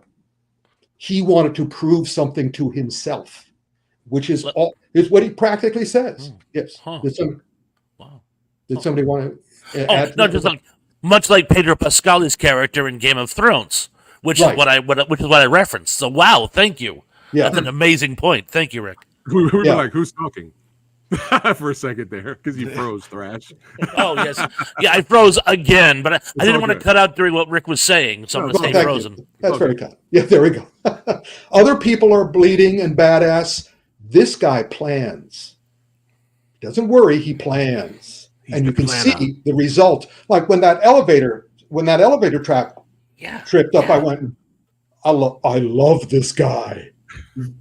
And also I heard another minor complaint. I forgot what it was again, but the other thing you may notice in more mediocre action scenes, especially more recent, the best fights at the very beginning. And even Jackie Chan broke that rule. Jackie Chan always saved the best fight for the end. Yeah. They saved the best fight for the end. And I went, okay, one. So it should be. Yeah. So, like I said, and it's just, I understand if he had me. I was right next to him, right behind him through the whole movie.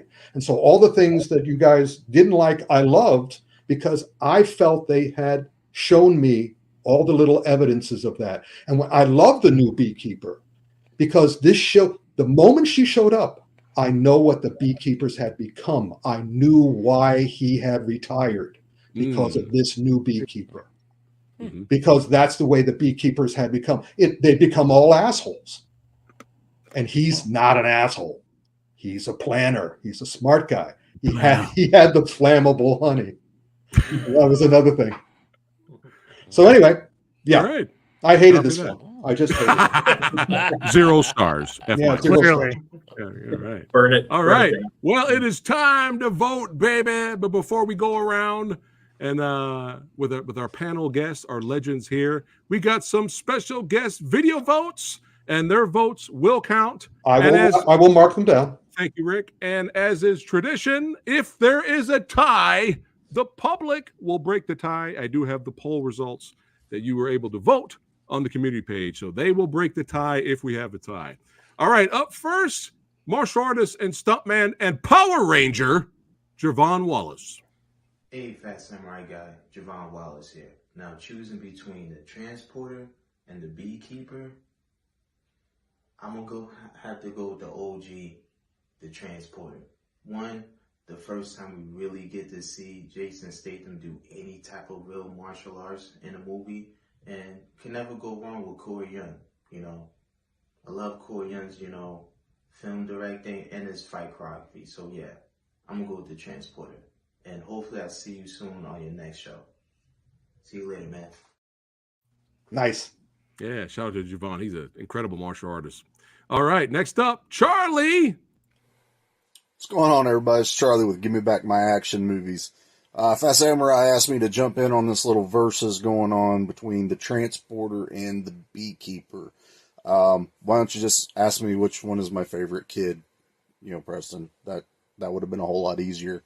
You got young Statham versus more mature Statham. I'm gonna have to give the edge, though, to Beekeeper because of that maturity. Rewatching the transporter, he's young, he's jumping around a lot more spin kicks, a lot more smooth, cool action moves.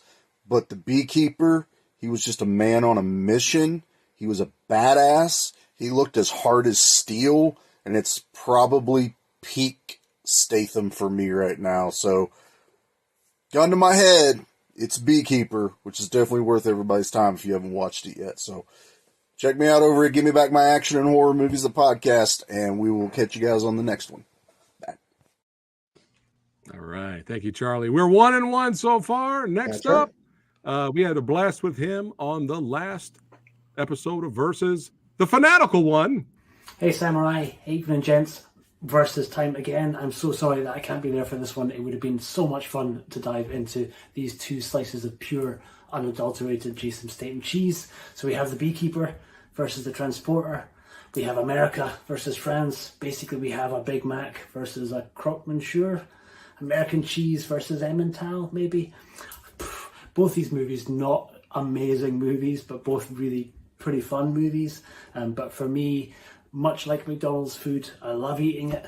I wear it on my heart, but it doesn't really fill you up. It doesn't really kind of leave a lasting effect. I can't remember much about the Beekeeper, having seen it. There's not that many of the action sequences that I think will stay with me. It was reliant on a pretty ropey script from Kurt Wimmer. They did a pretty good job. David Ayer is a great director, and certainly a couple of those action sequences, the lift and stuff, I have a vague recollection of, kinda. But the Transporter, man, Corey Yun bringing the Hong Kong ham, I will always remember that axe fight. Jason Statham pulling off a pretty great double kick up in the air. That great scene with the bike pedals that he kicks off when they're in the garage scene. Really, really well done. But ultimately, if it has to come down to a tie, then that tie is broken by the presence of Shuki in the Transporter. She's incredible. She's so adorable in what could have been a really thankless throwaway part. She does a really good job in a language that's not her own of being really absolutely charming, and for me is the thing that pushes the Transporter into the winning spot. So yeah, I know everybody's loving on the Beekeeper. For me, It's no John Wick. It's no Raid 2, which are the two monumental titans that we discussed last time we got a chance to sit down for versus. Neither of those two movies are up to that sort of standard. But for me, yeah, the Transporter one, all day, every day. Plus, has a much better soundtrack. R.I.P. Nate Dogg. I got love for all you dogs. I've been the Fanatical Dragon. I'll see you on the next one. Cheers. All right, Fanatical one. Thank you, sir. Thank you, sir. Next up, actress, YouTuber. My horror. I call her my action films and horror sister. Yeah, I've claimed her as my sister.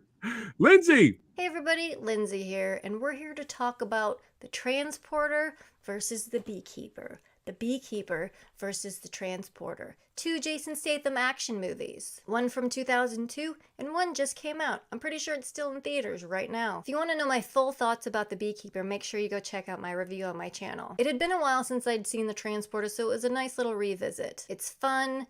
It's crazy. It was written by Luc Besson. There's explosions, there's fights, there's gunfire. This movie really does show off Jason Statham's abilities very, very well. And I love its heightened, like almost cartoonish violence in it, because some of these fight scenes are just ridiculous, especially like the oil slick fight where he straps on some bike pedals to kick like 10 dudes' asses. The Beekeeper, again, we get some amazing fight sequences. We get some ridiculous dialogue. We get a lot of bee stuff.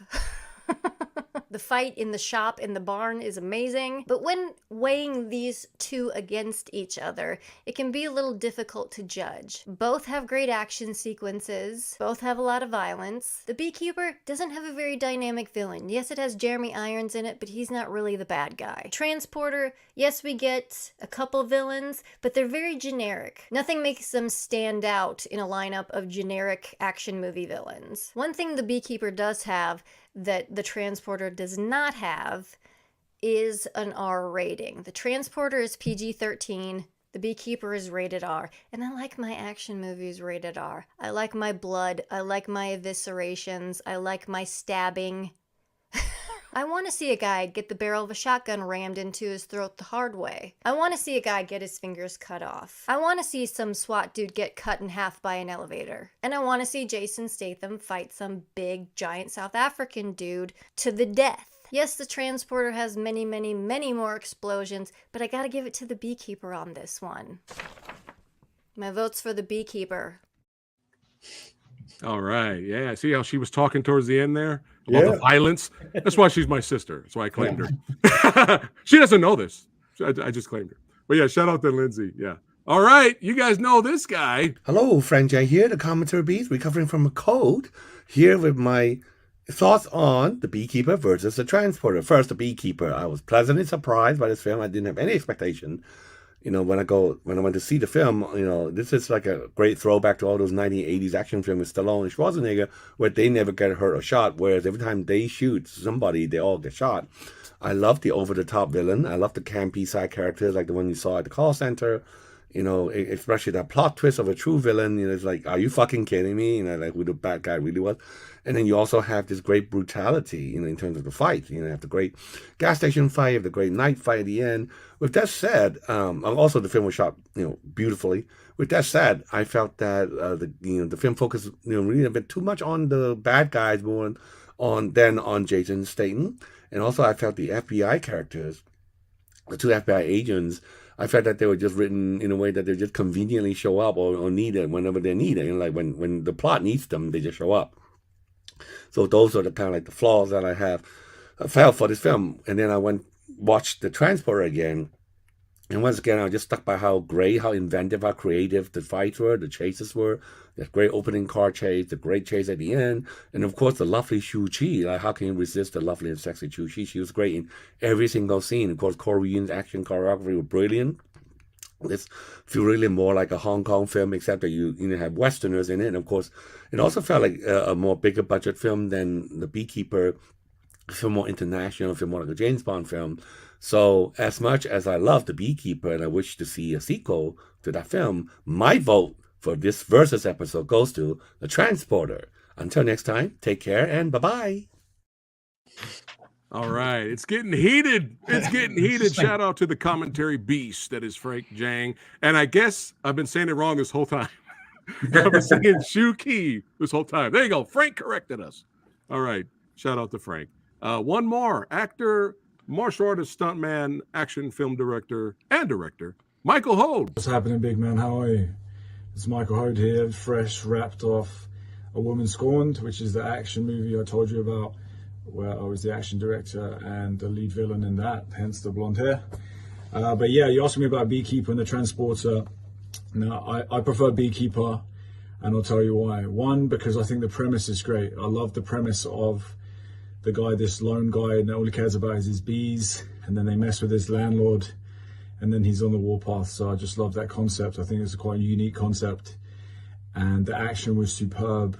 Actually, one of the actors that I hired for A Woman Scorned, he was in that. John Calloway, he worked on Beekeeper, and yeah, so I thought the action was high level. It was simple but executed really well, and you know that's what I like hard hitting military style martial arts. So yeah, I really enjoyed it. So I would say that's better than the Transporter, just because of the story and the kind of unique premise in that way. And I was pleasantly surprised with that movie. So that's my vote, brother. And hope to see you soon.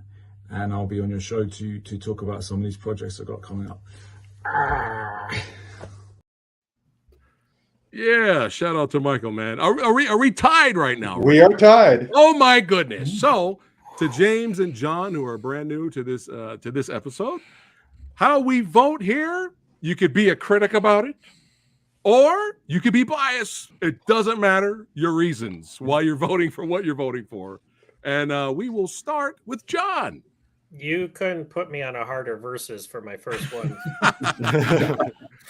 when you told me what it was, I was like, God damn it. I'm like, son of a... Listen, I love all of Jason Statham. I mean, like, even in what's considered bad movies, I'm still like, I still watch it because it's Jason Statham. Like, I'm my ex, not my now ex, I always made a joke with her. Like, I'm not gay, but I would marry Jason Statham because he is that awesome. So for this to be first, yeah. Right? So for this to be my okay, I love them both. Okay, the Transporter, like I said, the only real was the one with Jet Li, and I wasn't really impressed by him. Like I said, I had to do a double take and say, "Oh, that's the same guy," because I didn't see the other one, like Lock, Stock, and Two Smoking Barrels. I hadn't seen those movies. So to see the Transporter and to see this guy do this and see the birth of a new action star on screen was just awesome. But even with that said, in Corey Yoon's choreography and the slickness and the stylized, which I'm all about, you know, and you know, we've never seen him do that jump kick again. I'm like, why? It's like, come on, get up there. It's like they could pull him up like they did the last time, but I got to go with the Beekeeper. It's a culmination of Jason Statham. Like I said, I don't know if it's because I'm older now, but just to see how he's elevated his action status from the beginning to now, yes, it's ridiculous. I mean, it's a one-man army movie, but you got to love him. You know, Owen and I talk about it all the time. It's like I was laughing. I had a smile on my face. My daughter was enjoying it, and it's just pure essential Jason Statham. He kicks ass, and he's a smart ass. I'm sorry I didn't put that into my repertoire, but when you were saying that, you are correct, Kung Fu Santa. He is the smartest badass there is around. But yeah, in terms of hard R-rated violence, what's her name? I'm sorry, I forgot what her name was. Lindsay Washburn. Yeah, I gotta agree with Lindsay, man. I gotta see, you know, I don't mind PG-13 action movies. You know, I enjoyed the Transporter, but you know, chopping guys' fingers off, you know, throwing them off a bridge connected to a truck, you know, popping the guy's teeth out with a shotgun. You know, it's like you just can't beat it, and it's his best fighting. And I love the fact that he's old like me now, and I wish I could still move. I'm a martial artist, but it's like I feel like I'm slowing down. Again, let me Kung Fu, gentlemen. Kung Fu. If you do Kung Fu, if you do Tai Chi, if you do Qigong, you never have to stop, and you'll be more powerful. Well, yeah. But just let me know. I'll teach you. No worries. But but it's the you'll be throwing fireballs by the time Rick's done. Just slap Just one nice slap. All right, copy that. Beekeeper for Yep, John. it's the Beekeeper for me. All right, Yeah. nice. Nubis. I did not expect this to go the way it's gone so far. That is crazy. It's always a tradition with verses. Yeah. Yeah, both movies are very good. I have really no huge complaints, but only one can survive here.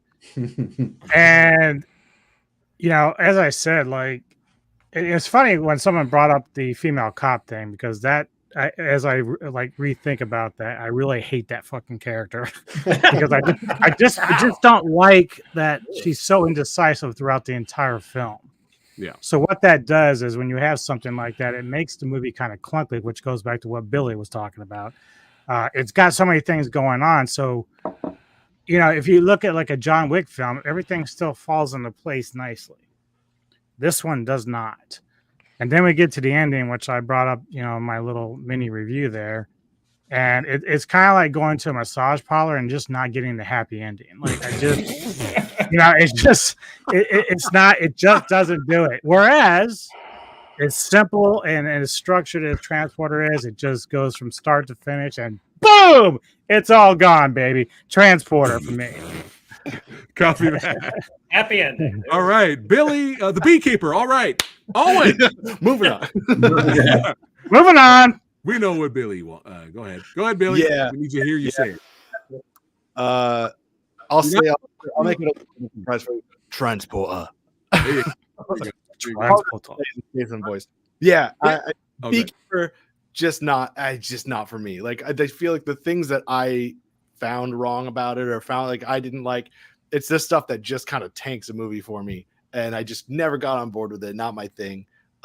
Transporter, as silly as it is, and over the top action when he's the moment I'm thinking of it's not the most ridiculous, but it's the one I always think of when he's jumping over the front of the car and he grabs it and he flips and he kicks into the windshield. It's like, I don't understand how that physically works.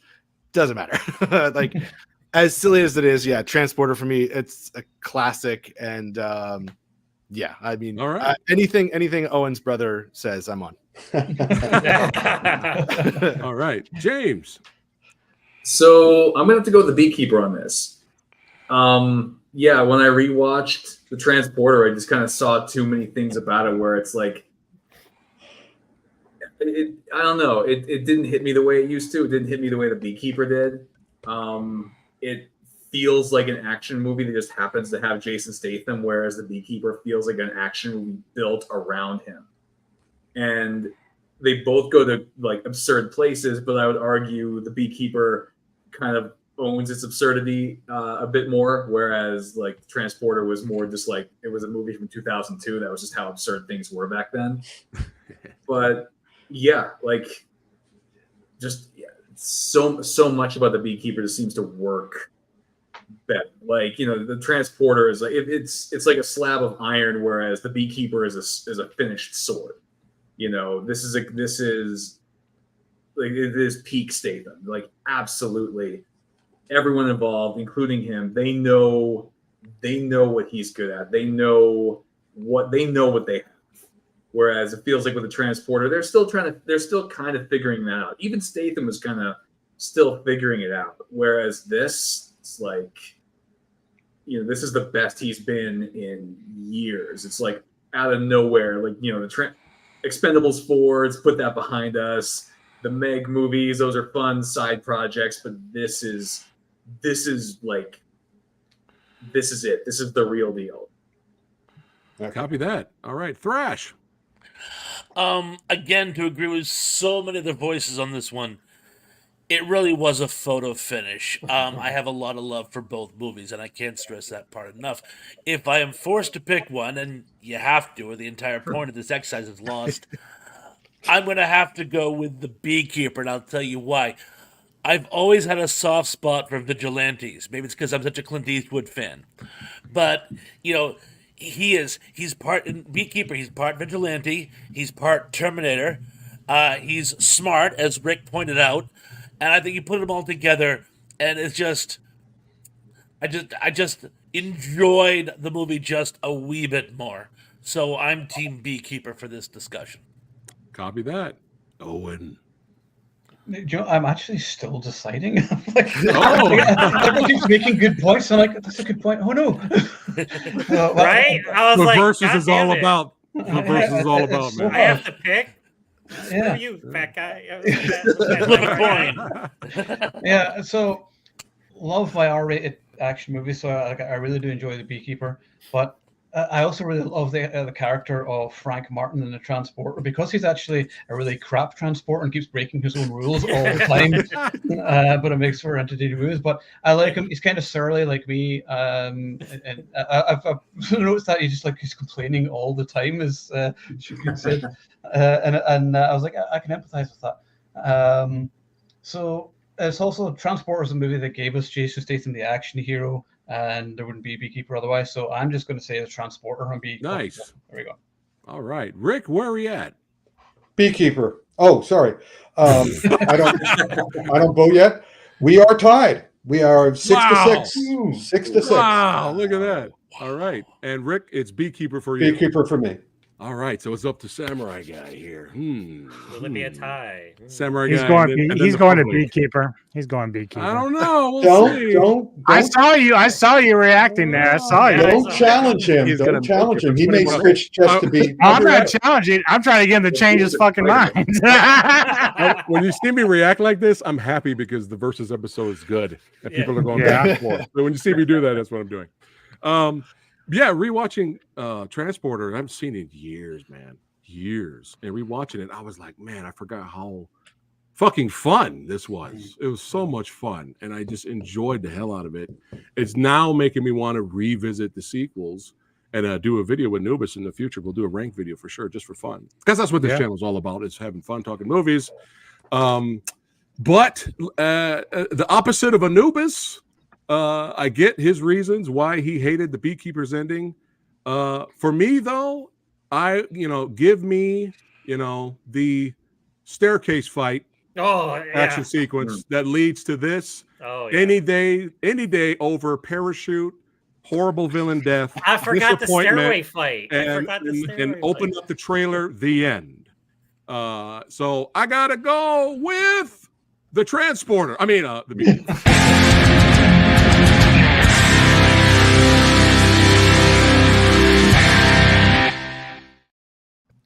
Hey, all right. The Super Bowl where you made both T-shirts, just in case. If you have them both ready, or do you just know this is going to win? I'm a professional. I'm always ready. Now, who did the public vote for? If we had to break the tie, I bet the Beekeeper. Look at that! Wow. A lot of purists out there. Yeah. Listen. As I said, it was tomorrow. You could come to me and I'd be like the Transporter. I mean, it's like yeah. It really was a photo finish. It really was. By the way, if we had a tie last week, last month for the last versus episode, the public actually voted John Wick over the Raid 2. Wow. They voted for John Wick 4 over the Raid 2. Yeah, I'm not surprised. I was the odd man out in that one too. Oh, here she is, my sister, Lindsay. Yeah. Hey, thanks for watching. Yes. We got to talk some more horror and action movies in the future for sure. Oh, awesome. That would be great. Yeah, this was like all these versus episodes, another hilarious, badass, smart ass, epic episode. Thank you all so much for watching. Hey, like, share, and subscribe to the Old Samurai Guy. Share this video, get it out there. We're trying to get to 30,000 subs. But more importantly, enough of me. More importantly, all these legends that's in this panel right now, in the description box below this video, subscribe to John Action Flicks, baby. Subscribe to Owen, the Action Relief. Subscribe to Thrash Pondo, baby. Subscribe to Anubis, and follow Billy and James on their filmmaking journey. They both have whispered into my ear on some future projects they got coming out, and I'm just losing my mind. I'm losing my mind because they're going to be epic. So follow them on their filmmaking journey, and also follow Kung Fu Santa. And we will see you, legends, on the next one. That's right. There we go. Oh, there he is, Charlie. He's back again. It was meant to be. Perfect way to end the episode. Tomorrow, I have a special guest on the Movie Dojo podcast. And then Saturday, I might have another one as well. I am a busy bee, as you can see. All right, guys, no more puns. Watch the movie for that. All right, guys, take care. Keep watching movies, and I'll see you on the next one. Take care, guys.